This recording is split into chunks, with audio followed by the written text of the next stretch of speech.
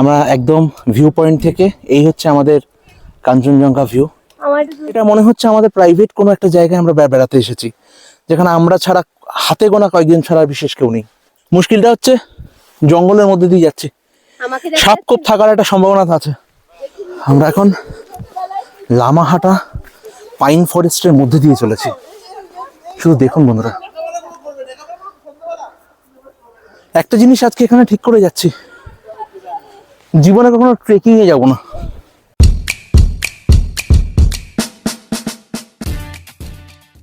Good morning to all.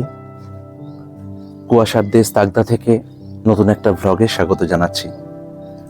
আজকে আমাদের ট্যুরের দ্বিতীয় দিন।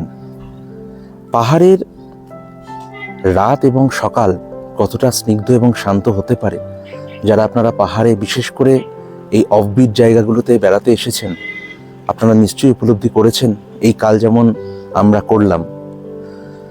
সবথেকে আশ্চর্যের বিষয় হচ্ছে, আমরা যারা বেড়াতে এসেছি প্রত্যেকেই সকাল সকাল ঘুম থেকে উঠে পড়েছে। এখন আমরা অপেক্ষা করছি চায়ের জন্য। চা খেয়ে ব্রেকফাস্ট করে আমাদের গাড়ি অলরেডি এখানে রাখা আছে, এখান থেকে আমরা বেরিয়ে পড়ব দ্বিতীয় দিনের ট্যুরের যা যা জায়গা আমরা প্ল্যান করেছি সেই উদ্দেশ্যে।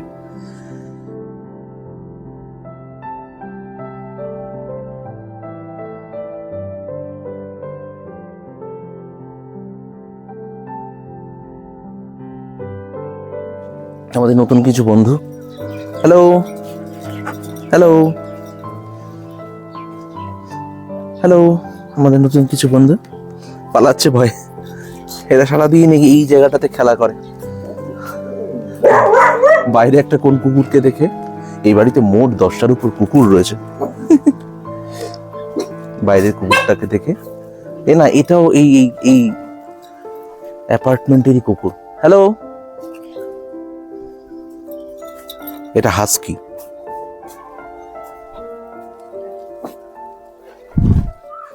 ওটার মধ্যে দিয়েছে কিন্তু কত করে থাকবে ওটা হচ্ছে।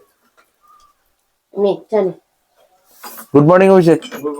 কারো চিনি কম হলে সকালবেলা উঠলাম, কাস্টমার সবাইকে ডাকলাম, কেউ উঠলো না, কি করবো? একা একাই ঘুরে চলে এলাম। কাজে নয়, মিথ্যা কথা বলছে। আমি আর ভাই গেছি, 5:30টায় উঠেছি, এদেরকে ভয় ডাকেনি, গালাগাল দেবে। হাঁটতে হাঁটতে উপরে গেলাম।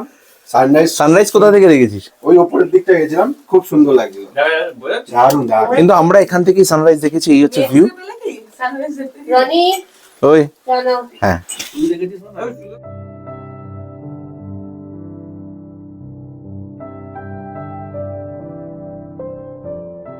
আমাদের সকালের ব্রেকফাস্ট শেষ হয়ে গেছে প্রায়।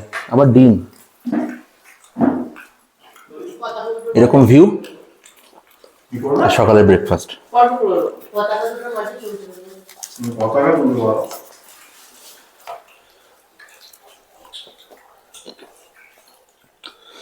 খেতে ভালো করেছে রে। এই গাছটা একটা আমরা এবার গাড়ি ছাড়বো। আজকে আমরা ঘুরবো তিনচুলা, লামাহাটা। অনেকেই গিয়েছেন এই জায়গায়, আমরা কখনো যাইনি। দেখি কেমন সেখানকার দৃশ্য দেখাচ্ছে। আমরা প্রত্যেকেই তৈরি হয়ে বেরিয়ে পড়লাম আমাদের প্রথম ভিউ পয়েন্ট তিনচুলার উদ্দেশ্যে। সঙ্গী ছিল বটগাছের শিকড়ের থেকেও শক্ত বন্ধুদের অটুট বন্ধুত্ব এবং রোদ ঝলমলে পাহাড়ের সুন্দর মনোরম দৃশ্য। ঠিক যেন মনে হচ্ছিল কোনো স্বপ্নময় জগতে আমরা বিচরণ করছি। ঠিক এইভাবে পৌঁছে গেলাম বহু প্রাচীন একটি মনেস্ট্রিতে। মনেস্ট্রির পথ একটু ঢালু, সমস্যা হয়েছে কিছুই না, ভলি খেলতে গিয়ে পায়ে লাগাতে এইসব জায়গাগুলোতে উঠতে সমস্যা হচ্ছে। মন্দির, মসজিদ, গির্জা যে সব থেকে বেশি ভালোবাসে ভাই অলরেডি চলে গেছে। পথটা প্রচন্ড ঢালু, দারুণ একটা পরিবেশ।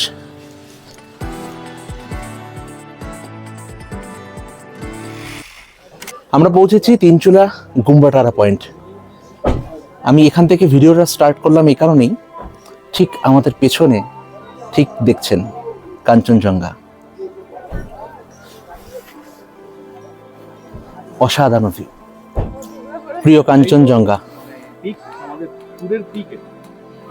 আমরা একদম ভিউ পয়েন্ট থেকে, এই হচ্ছে আমাদের কাঞ্চনজঙ্ঘা ভিউ।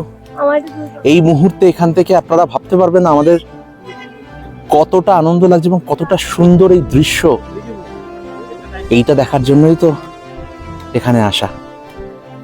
কেমন অনুভূতি কাঞ্চনজঙ্ঘা দেখা? দারুণ দারুণ। এইভাবে আমি কখনো দেখিনি, তুই হয়তো দেখেছিস। হ্যাঁ আমি দেখেছি, সান্দাকফু থেকে দেখেছি, তারপর গোচলা ট্রেকে গিয়ে দেখেছি। এখান থেকে খুব ভালো ভিউ দেখা যাচ্ছে। নায়িকার ফটো সেশন চলছে, একটু পোজ দে। কেমন লাগছে কথাগুলি? অসাধারণ। এত ন্যাকামি করে বলার দরকার নেই।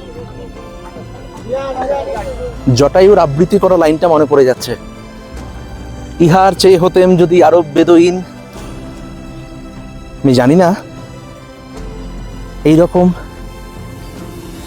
মুহূর্ত আর কবে পাবো, তবে এখন পেয়েছি। এই মুহূর্ত আমরা, প্রত্যেকটা মুহূর্ত আমরা বাঁচতে চাই, আনন্দ করতে চাই। এই রকম একটা জায়গায় আমরা বেশ কিছুটা উপরে ওঠার চেষ্টা করেছি। এই রকম একটা জায়গায় চারিদিকটা নিস্তব্ধ, অফবিট জায়গা বলে হয়তো বিশেষ অতিথিরা আসেনি, টুরিস্টরা আসেনি। আমাদের ক্ষেত্রে এটা মনে হচ্ছে আমাদের প্রাইভেট কোনো একটা জায়গায় আমরা বেড়াতে এসেছি, যেখানে আমরা ছাড়া, হাতে গোনা কয়েকজন ছাড়া বিশেষ কেউ নেই।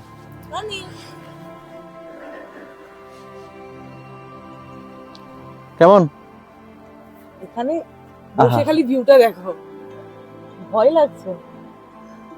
না ঠিক আছে, ভয় লাগার কি, আমরা আছি তো। দেখো না। কাঞ্চনজঙ্ঘা দেখার অনুভূতি কেমন? কাঞ্চনজঙ্ঘা আগেও দেখেছি, কিন্তু মানে আজকের এই ট্রিপে, মানে এইখানের এই ট্রিপে এসে এইরকম কাঞ্চনজঙ্ঘা দেখবো, এটা আমার এক্সপেকটেশনের বাইরে ছিল। এটা মানে আমার একদম, মানে এটা একটা আমাদের বোনাস পাওয়ার মতো ব্যাপার হয়ে গেছে। সত্যি তাই, এটা মানে পুরোপুরি বোনাস। আমি ভাবতেই পারিনি। মানে অনেকেই বলেছে কাঞ্চনজঙ্ঘা দেখেছে, কিন্তু এইভাবে এভাবে, আর সবচেয়ে বড় কথা হচ্ছে এত ক্লিয়ার স্কাই জেনারেলি সত্যি তাই। পাওয়াটা খুব চাপের। সেখান থেকে এরকম ভিউ, গোল্ড মেডেল।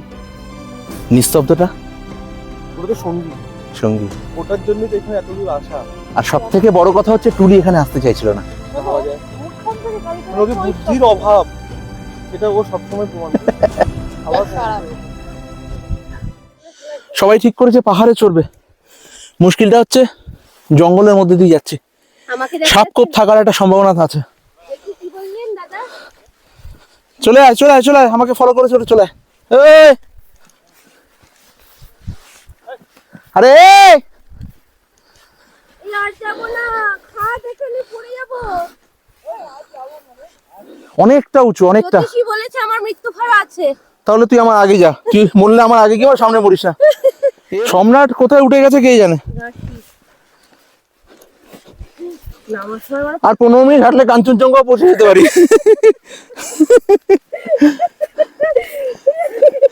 আর এদিকে যদি পড়ে যাই, একটা আওয়াজ হবে, খাদ।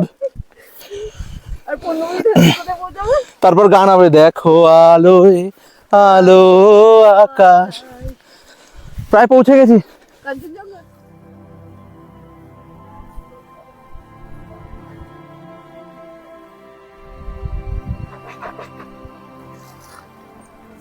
উপন্যাস পড়েছেন? এই মুহূর্তটা যেন উপন্যাসের পাতা থেকে উঠে এসেছে। কোনো সিনেমা বা সিরিয়াল বা উপন্যাসের কোনো পাতায় কাঞ্চনজঙ্ঘা দেখতে দেখতে হাতে চায়ের কাপ নিয়ে বন্ধুদের সাথে এই মুহূর্তটা ঠিক মনে হচ্ছে যেন উপন্যাসের কোনো পাতা থেকে উঠে আসা।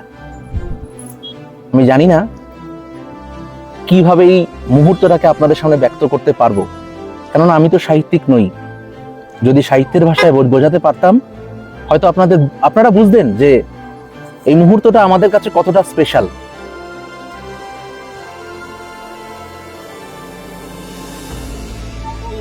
আমরা পৌঁছেছি গুম্বাডারা টি গার্ডেন। এখান থেকেও কাঞ্চনজঙ্ঘা ভিউ খুব সুন্দর। এই টি গার্ডেন গুলো রয়েছে, বিশেষ কিছু আছে তা বলবো না, একটু ছবি তোলার জন্য এসেছি।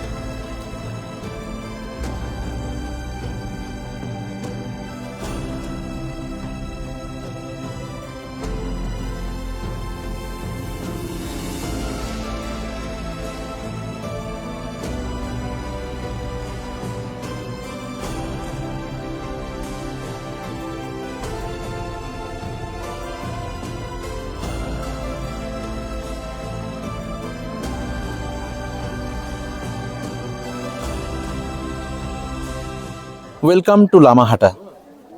লামাহাটায় আমরা মোট যে কজন রয়েছি 20 টাকা করে টিকিট কেটে আমরা এখন লামাহাটায় ঘুরবো, এই পাইন ফরেস্টে।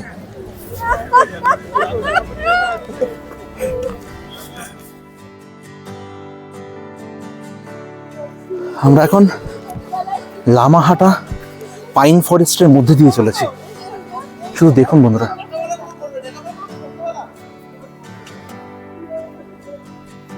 চারিদিকে পাইন গাছ।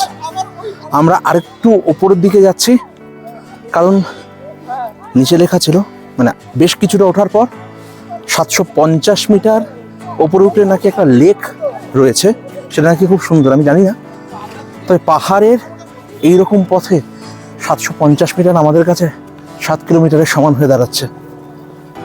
ভাই তুই যেভাবে ওপরে উঠছিস, পাইন গাছে পাইন মারা যাবে কিন্তু, তোর পড়ে যাবি। নেমে আস্তে আস্তে নেমে, সত্যিই সুন্দর। একটা জিনিস আজকে এখানে ঠিক করে যাচ্ছি, জীবনে কখনো ট্রেকিং এ যাব না। কি করে ওঠে এরা কে জানে, এমন পথ, এইসব পথ পেরিয়ে এভাবে যাওয়া যায় এক হাঁটু নিয়ে? কিছু ধরার জায়গা নেই, কিছু নেই। আরে আমাকে ছেড়ে যেও না, দাঁড়াও। তবে একটা জিনিস ঠিক, এই ভিউ এখানে ওঠার পর, এটা দেখার পর আর সব মনে হয় যত হাঁপানো ব্যাপারটা থাকে সব কমে যায়। আমরা শর্টকাট পথ দিচ্ছি, এবার শর্টকাট পথ নিয়ে যাচ্ছি।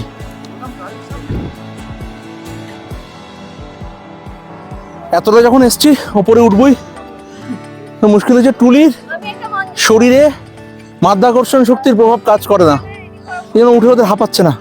উঠবই, চলুন ওপরে গিয়ে দেখা হবে। কোন উপরে বুঝতে পারছি না, লেক তার উপরে না চলে যাই উঠতে উঠতে।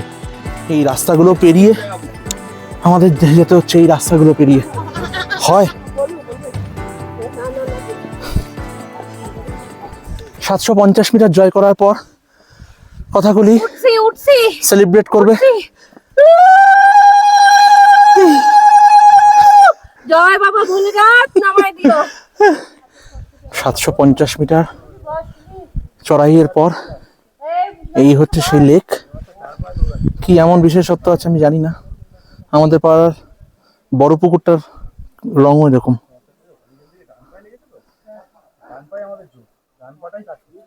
আমার যেমন বাপাই তোর, মেয়েদের যেমন বাপাই তোর, ছেলেদের ডাক, মেয়েদের এই ঠান্ডায় চা। ও তুই কফি খাচ্ছিস? বিন্দাস। আমরা এখানে লামহাটাতে এসেছি, 750 মিটার না কত, 750 750 বলতে তুই বোতলেই বুঝিস ভাই। 750 কিলোমিটার ওপরে কিলোমিটার 750 মিটার হেঁটে উঠেছি। তো যদিও তাও এই পোশাকে, যদিও এই হিলে উঠতে খুব কষ্ট হয়েছে, কিন্তু গাশির সাথে আমার একটা চুক্তি হয়েছে যে আমাকে পুজোর সময় কেদারনাথ নিয়ে যাবে। তাই গাশি এখন সামনে রয়েছে, যত কষ্টই হোক ওকে আমি বুঝতে দিইনি যে আমার কষ্ট হচ্ছে, যদি আমাকে না নিয়ে যায়। আরেকটা খবর দিতে হবে ভাই। আমাকে হাতে জল দাও না। ওয়েলকাম টু আওয়ার ক্লাব, চোট ক্লাবে। আরে বুঝতে পারলাম না কি করে হলো, হঠাৎ থেকে ব্যথা করছে। আমার আর রাকেশের সাথে ভাইও যুক্ত হলো। আমি নেমে যাবো।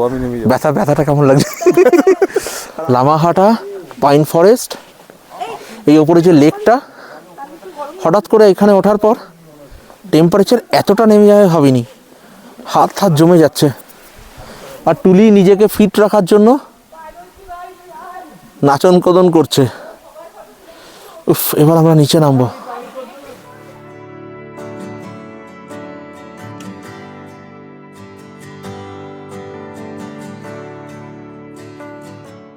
ট্যুরের দ্বিতীয় দিন, নানা রকম অভিজ্ঞতায় আজ আমরা কাটালাম। কাঞ্চনজঙ্ঘার অসাধারণ দৃশ্য দেখা, লামাহাটায় 750 মিটার ট্রেক করে লেকের সামনে বসে বন্ধুরা একসাথে সময় কাটানো, সব মিলিয়ে অসাধারণ কাটলো আজকের দিনটা। ব্লগের আরো পার্ট আপনাদের সামনে তুলে ধরবার চেষ্টা করব, তবে আজকের ব্লগটা এই পর্যন্তই। দেখা হচ্ছে নতুন একটা ব্লগে, সঙ্গে থাকবেন।